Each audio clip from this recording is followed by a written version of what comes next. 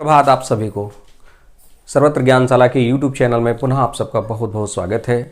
Last time पे हम लोग सर्किल को पढ़ रहे थे, वृत्त को पढ़ रहे थे और वृत्त के बारे में बहुत सारे कॉन्सेप्ट को हमने क्लियर किया था और आप सब लोगों को बताया था कि जो हमारा वृत्त होता है उस वृत्त की स्ट्रेटजी कुछ इस तरह से होती है कि उसमें किसी निश्चित बिंदु के चारों ओर समान दूरी पर बहुत सारे बिंदुओं का जो पथ होता है और उसी वृत्त पथ के कारण वृत्त की उत्पत्ति होती है। ये भी आपको मैंने बताया था कि किसी निश्चित बिंदु और वृत्त की परिधि पर स्थित किसी बिंदु को जब हम किसी रेखाखंड द्वारा मिला दिया जाता है तो उसको क्या कहा जाता है, रेडियस कहते हैं हम लोग, अर्थात उसको त्रिज्या कहते हैं। और इस प्रकार आप देख पाएंगे कि किसी भी वृत्त में बहुत सारी त्रिज्याएं आप खींच सकते हैं, जैसा कि चित्र में देखने में आ रहा है आपको। इस तरह से किसी भी वृत्त में आप बहुत सारी त्रिज्याएं खींच पाते हो। अगर मैंने इसके संदर्भ में जीवा के बारे में भी वृत्त में बात की थी तो मैंने बताया था वृत्त की परिधि पर स्थित किन्हीं दो बिंदुओं को मिलाने पर जीवा बनती है। अब इस तरह से आपने ये भी देखा था कि ऐसी बहुत सारी जीवाएं किसी भी वृत्त में आप खींच पाते हो। इस बात को लेकर के भी मैंने चर्चा की थी। अगर आपसे कोई कहे कि किसी वृत्त में कुल कितनी जीवाएं खींची जा सकती हैं तो आपका जवाब होगा अनंत जीवाएं खींची जा सकती हैं। ये भी हम आपको बताए थे कि वह जीवा जो वृत्त के केंद्र से होकर के जाती है वह उस वृत्त की सबसे बड़ी जीवा होती है और जिसको वृत्त का क्या कहा जाता है, डायमीटर अर्थात व्यास कहा जाता है। तो आपने ये देखा किसी वृत्त में बहुत सारी जीवाएं खींच सकते हैं। ठीक इसी प्रकार अगर आप देखें तो किसी भी वृत्त में बहुत सारे व्यास भी आप खींच सकते हैं जो वृत्त के केंद्र से होकर के जाएंगे। इस तरह से आप देखें तो वृत्त में बहुत सारे व्यास खींचे जा सकते हैं, जैसा कि आप चित्र में देख पा रहे हैं इस तरह से। तो आपसे अगर कोई कहे कि किसी वृत्त में कुल कितने व्यास खींचे जा सकते हैं तो आपका जवाब होगा कि किसी भी वृत्त में अनंत व्यास, अनंत त्रिज्याएं और अनंत जीवाएं खींची जा सकती हैं, जैसा कि आप सब लोगों ने चित्र के माध्यम से देखा। इसके अतिरिक्त लास्ट टाइम पे हमने और भी बहुत सारी चीज़ों को पढ़ा था। उसमें आप लोगों को वृत्त की जो सर्कमफेरेंस होती है, वृत्त की परिधि को हमने क्लियर किया था कि वृत्त की परिधि क्या होती है और उसका मान हम कैसे निकालते हैं। तो वृत्त की परिधि को 2πr करके जो हमने निकाला था वो भी आप लोगों को मैंने समझा दिया था। जीवा को लेकर के कुछ बातें सामने आई थी। मैंने बताया था किसी वृत्त के केंद्र से जब सम्मुख जीवा पर आप लंब डालते हैं इस तरह से, अर्थात 90 अंश का कोण यहां पे बनेगा, तो सम्मुख जो जीवा है अपने समान दो भागों में बढ़ जाती है। जिस प्रकार आप देखेंगे उस कंडीशन में an इक्वल टू हो जाएगा nb। ये कब होता है, जब कोण ONB इक्वल टू कितना बनता है, 90 अंश। तो एक प्रमेय थी, किसी वृत्त के केंद्र से जीवा पर डाला गया लंब जीवा को क्या करता है, समद्विभाजित करता है। और इस कारण आप देखें तो इसमें बहुत सारे न्यूमेरिकल क्वेश्चन बन जाते हैं। जैसे कि आप देखें तो O को अगर आप मिलाते हैं A से तो एक प्रकार की वृत्त की आपको देखने में आ रही होगी, वृत्त की एक त्रिज्या है। ये OB को भी मिला देते हैं तो भी एक वृत्त की त्रिज्या है। और अगर इसको आप डॉटेड करके इस तरह से बढ़ा देते हैं तो एक वृत्त की एक तरह से क्या बन जाती है, वृत्त की डायमीटर बन जाता है, अर्थात उसका एक व्यास बन जाता है। कभी कभी प्रश्न में आपको व्यास दे देगा, जब व्यास दे देगा तो आप निश्चित रूप से उसकी त्रिज्या पता कर पाओगे। और जब प्रश्न में त्रिज्या दी रहेगी, मान लिया किसी प्रश्न में उसने हमको जीवा का मान दिया है और त्रिज्या का मान दिया है और आपसे पूछ लेगा कि वृत्त के केंद्र से सम्मुख जीवा पर डाले गए लंब की लंबाई कितनी होगी, तो आप बड़े आराम से पाइथागोरस की प्रमेय की सहायता से निकाल सकते हो। जैसे कि मान लिया उसने प्रश्न में दे दिया है कि किसी वृत्त की जो किसी वृत्त का व्यास है वो 10 सेंटीमीटर है और उसने दे दिया कि वृत्त की जो जीवा है वो 8 सेंटीमीटर है, इस तरह से 8 सेंटीमीटर है। और आपसे पूछ लिया जाए कि वृत्त के केंद्र से जो जीवा तक की दूरी है अर्थात ON का मान क्या होगा, तो उस कंडीशन में आप अच्छी तरह से इस बात को समझ पाओगे। अगर वृत्त का व्यास 10 सेंटीमीटर है बेटा तो निश्चित रूप से हम कह पाएंगे कि त्रिज्या व्यास की आधी होती है। तो आप R इक्वल टू कह पाओगे D/2, R इक्वल टू हो जाएगा 10/2। उस कंडीशन में R क्या आ जाएगा, 5 सेंटीमीटर। अर्थात वृत्त की त्रिज्या जब 5 सेंटीमीटर OB आ गई तो निश्चित रूप से OA भी वृत्त की त्रिज्या है, ये भी कितना हो जाएगा, 5 सेंटीमीटर। और आपको प्रश्न में उसने दिया है कि ए बी अर्थात वृत्त की जीवा का मान कितना है 8 सेंटीमीटर। और जैसा कि आपने थ्योरम में पढ़ा कि वृत्त की जीवा जब वृत्त के केंद्र से जीवा पर आप लंब डालते हैं तो समान दो भागों में बढ़ जाती है, ए एन बराबर हो जाता है एन बी। उस कंडीशन में ए एन की वैल्यू क्या हो जाएगी, आप ए बी की वैल्यू क्वेश्चन में दिया हुआ है 8 सेंटीमीटर, तो निश्चित रूप से ए एन उसका जस्ट ए बी का हाफ हो जाएगा। तो ए बी का हाफ होने का मतलब 8/2, इसका मतलब 4 हो जाएगा। तो आप कह पाओगे ए एन इक्वल टू क्या होगा, A N equal to 4 centimetre. तो आपका ये 4 सेंटीमीटर। और जब आप पाइथागोरस की प्रमेय लगाओगे, ये कोण 90 अंश है तो ये वाला भी कोण 90 अंश हो जाएगा। एक समकोण त्रिभुज ओ एन ए दिख रहा है, ओ एन ए में समकोण त्रिभुज ओ एन ओ ए में आप देख पाओगे कि जो सबसे बड़ी भुजा है कर्ण जिसको कहते हैं ओ ए का वर्ग हो जाएगा, शेष दो भुजाओं के वर्गों के योगफल के बराबर हो जाएगा ए एन स्क्वायर और प्लस हो जाएगा ओ एन स्क्वायर। उस कंडीशन में आप इसको सॉल्व करोगे तो ओ ए की वैल्यू 5 दी है, 5 का स्क्वायर बराबर हो जाएगा, ए एन की वैल्यू आप जानते हैं 4 दी है, 4 का स्क्वायर हो जाएगा और प्लस क्या हो जाएगा ओ एन स्क्वायर। हम यहां से इसकी वैल्यू निकालेंगे 25 और इक्वल टू हो जाएगा 16 प्लस ओ एन स्क्वायर। इस तरह से हम कह पाएंगे ये हो जाएगा 25 पक्षांतर करेंगे -16 equal to O N square. इस तरह से आप इसको करोगे तो 9 बराबर आ जाएगा ओ एन स्क्वायर। आप जानते हो ये 3 का स्क्वायर होता है, इसलिए ओ एन इक्वल टू आ जाएगा 3 सेंटीमीटर। इसका मतलब आप कह पाते हो वृत्त के केंद्र से जीवा तक की जो दूरी है वो कितना आ गई है 3 सेंटीमीटर। तो इस तरह के बहुत सारे न्यूमेरिकल हम इसके तरीके से लगा सकते हैं और आपको किसी भी तरह की कोई समस्या नहीं होगी। आज के इस लेक्चर में जो शेष बातें हैं उनको लेकर के वृत्त में बहुत ज़्यादा बड़ा टॉपिक है और उसमें बहुत सारे क्वेश्चन बनते हैं और बहुत सारी थ्योरम्स हैं। उन सारी थ्योरम्स को हम लगातार अपने इस लेक्चर में कंसिडर कर रहे हैं और आप ध्यान देने का प्रयास करिएगा।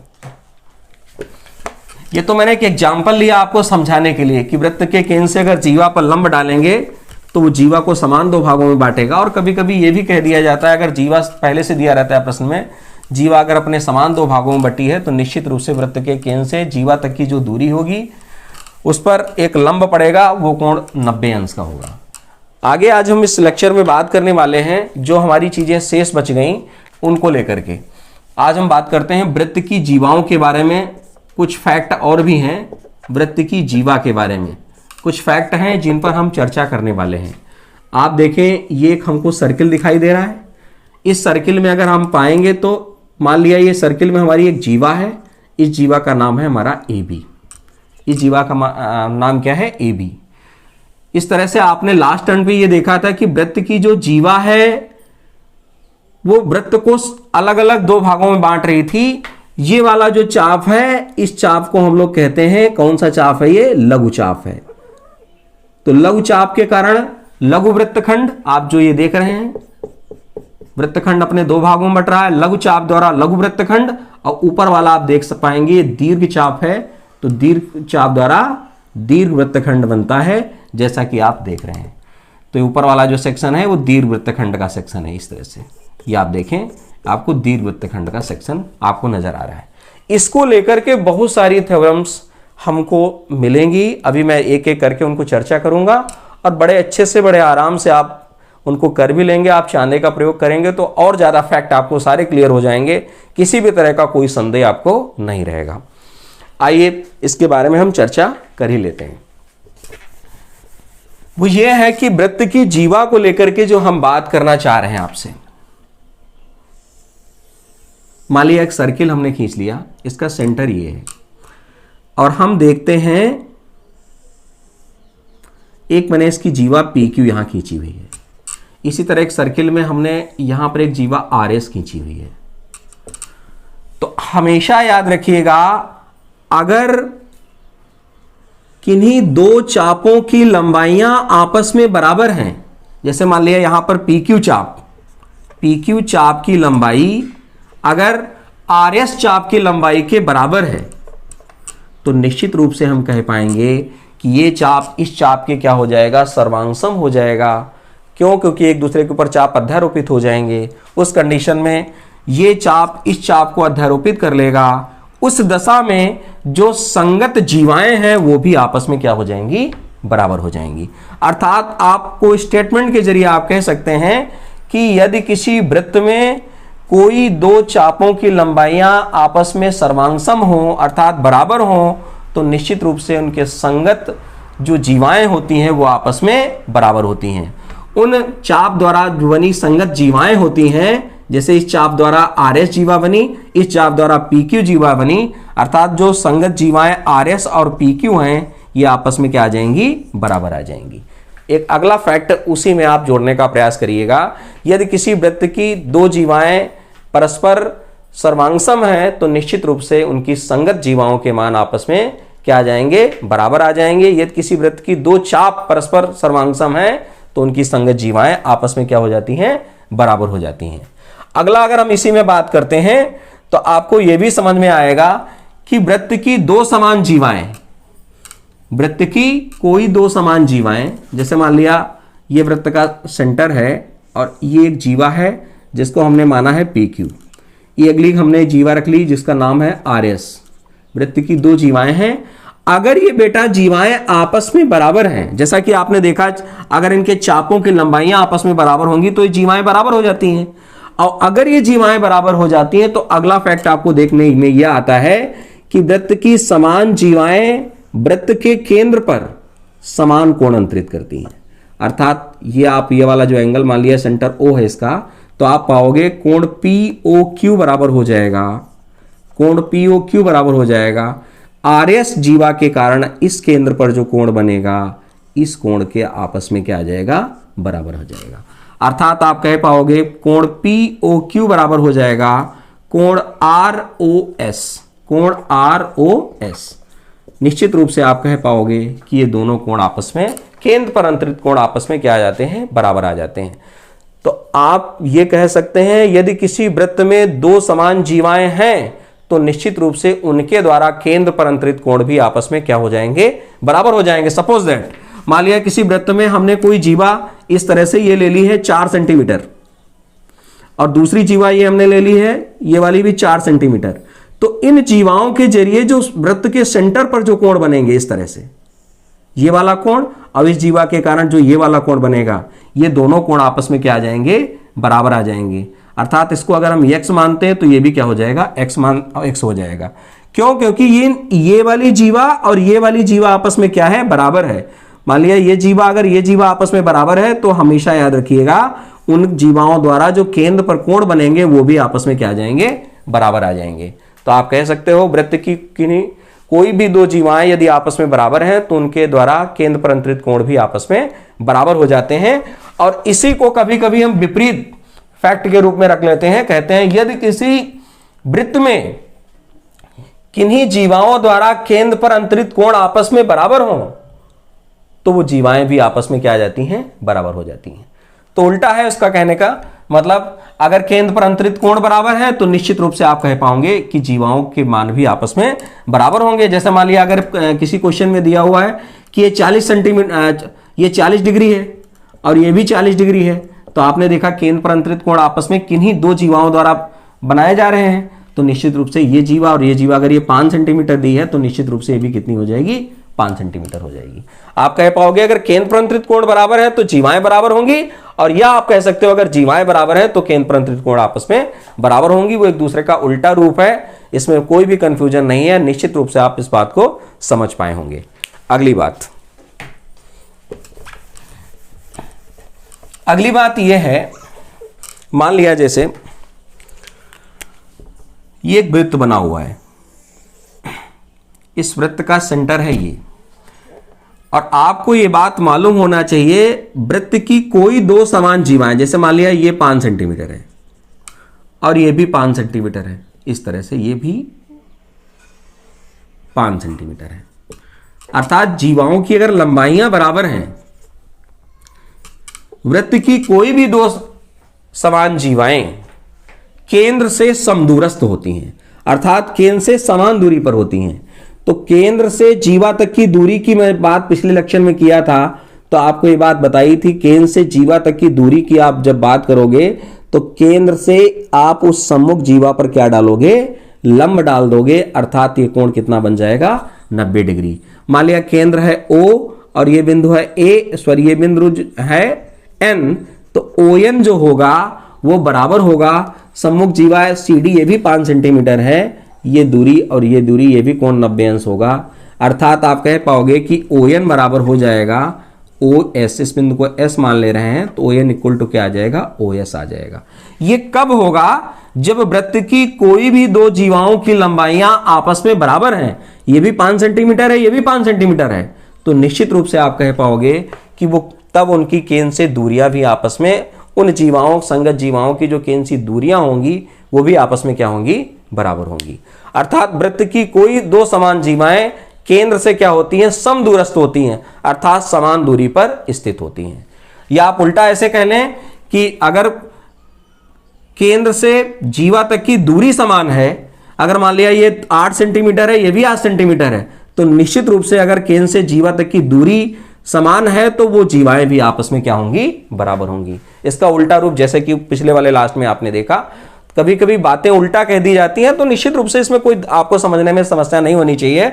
अगर जीवाओं की लंबाइयां आपस में बराबर दी हैं तो आप समझ लेना जीवाओं की माप भी आपस में बराबर दी होगी, बराबर हो जाएगी। अगर प्रश्न में पहले से यह कहा गया है कि प्रश्न में जीवाएं आपस में, दो जीवाएं वृत्त की बराबर हैं, तो उनकी केंद्र से दूरियां भी आपस में क्या हो जाएंगी, बराबर हो जाएंगी।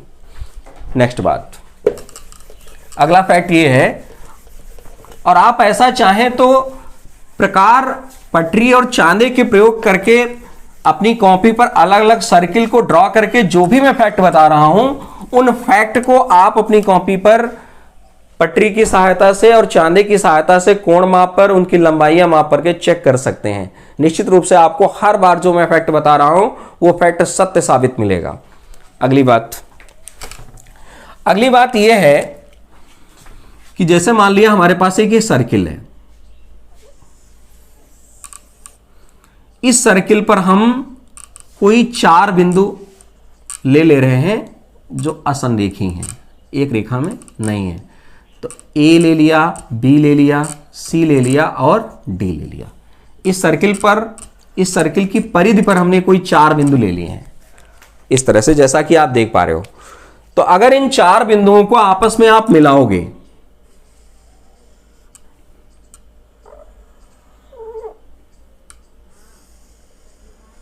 इस तरह से, तो एक चतुर्भुज प्राप्त होगा। और वो चतुर्भुज विशेष प्रकार का चतुर्भुज है, क्योंकि वो वृत्त के अंतर्गत वो चतुर्भुज है, इसीलिए इस चतुर्भुज का नाम कुछ अलग दिया जाता है और इस चतुर्भुज को कहा जाता है साइक्लिक क्वाड्रिलेटरल, अर्थात चक्रीय चतुर्भुज। चक्रीय चतुर्भुज, साइक्लिक क्वाड्रिलेटरल है ये। तो वृत्त की परिधि पर स्थित किन्हीं 4 बिंदुओं को अगर आप आपस में मिला रहे हो, तो वृत्त की परिधि पर स्थित किन्हीं 4 बिंदुओं को आपस में मिलाने के बाद जो चतुर्भुज प्राप्त होता है, उस चतुर्भुज को हम लोग कहते हैं चक्रीय चतुर्भुज होता है।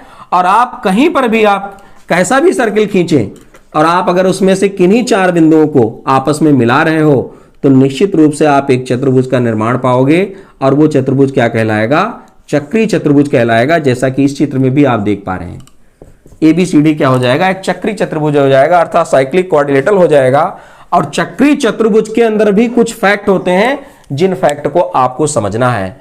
आप चांदे की सहायता से ये वाला कोण मापिए, कोई चतुर्भुज अगर चक्रीय चतुर्भुज है तो ये वाला कोण मापिए, उसके सम्मुख कोण ये वाला मापिए। आप मापने के बाद एक रिजल्ट पे पहुंचेंगे। इसी तरह ये वाला भी कोण मापिए और इस वाले कोण को भी मापिए।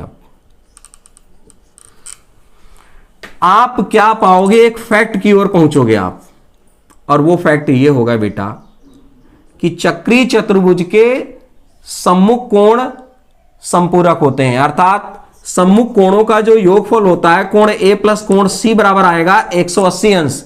इसी तरह कोण B, इसके सम्मुख कोण ये वाला, इन दोनों को जोड़ोगे कोण D बराबर आ जाएगा 180 अंश। आप कह पाओगे कि चक्रीय चतुर्भुज के सम्मुख कोण क्या होते हैं, संपूरक होते हैं। अगर कोई भी चतुर्भुज चक्रीय है तो सम्मुख कोण क्या हो जाएंगे, संपूरक हो जाएंगे। और किसी भी वृत्त के अंतर्गत आपको कोई चतुर्भुज मिल रहा है और सम्मुख कोणों का योगफल अगर आप देखें कि 180 अंश आ रहा है, तो आप उल्टा ये कह पाएंगे निश्चित रूप से वो चतुर्भुज कैसा होगा, चक्रीय चतुर्भुज होगा। तो आप ध्यान रखेंगे ये फैक्ट कि चक्रीय चतुर्भुज के जो सम्मुख कोण होते हैं, सामने के मुख्य कोण होते हैं, उनका योगफल क्या आता है, 180 अंश आता है। अगली बात, सपोज दैट जैसे मान लिया ये कोण 70 अंश दिया है, तो आपको निश्चित रूप से देखने में आएगा ये कोण कितना हो जाएगा, 110 अंश हो जाएगा। और ये कोण अगर 70 अंश है तो निश्चित रूप से आपको मालूम होना चाहिए, चतुर्भुज की मैं बात कर रहा हूं, अगर ये भुजा इस भुजा के समांतर है तो निश्चित रूप से आप कह पाओगे ये कोण 110 अंश है। और ये कोण जब 110 अंश होगा तो ये वाला कोण कितना हो जाएगा, 70 हो जाएगा। इन दोनों कोणों का भी योगफल आप देखें 180 अंश हो जाएगा, और इन दोनों कोणों का सम्मुख कोणों का योगफल आप देख पा रहे हैं हर दशा में कितना आ रहा है, 180 अंश आ रहा है। एक और नेक्स्ट बात, इसमें नेक्स्ट बात मैं जो करना चाह रहा हूं उस बात पर भी आप ध्यान दीजिएगा। आपने देखा कि अगर किसी भी चतुर्भुज में स्थित किन्हीं चार बिंदुओं, किसी परिधि पर स्थित चार बिंदुओं को आपस में मिलाने पर एक चतुर्भुज बनता है, उस चतुर्भुज को हम लोग चक्रीय चतुर्भुज कहते हैं। और चक्रीय चतुर्भुज के सम्मुख कोण आपस में क्या होते हैं, संपूरक होते हैं। नेक्स्ट बात अगर हम देखें वो ये होगी, जैसे मान लिया एक और हम चतुर्भुज खींच ले रहे हैं इस तरह से,